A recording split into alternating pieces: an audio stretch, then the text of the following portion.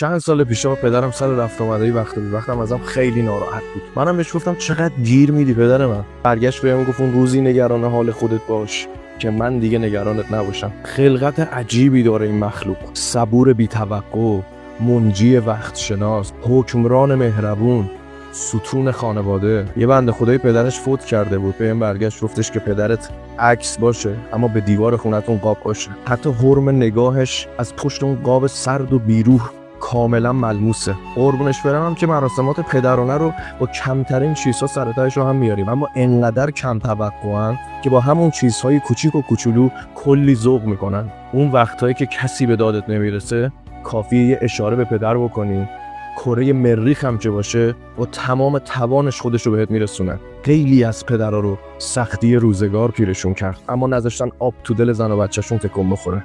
خدایا عجب مخلوقیه این پدر.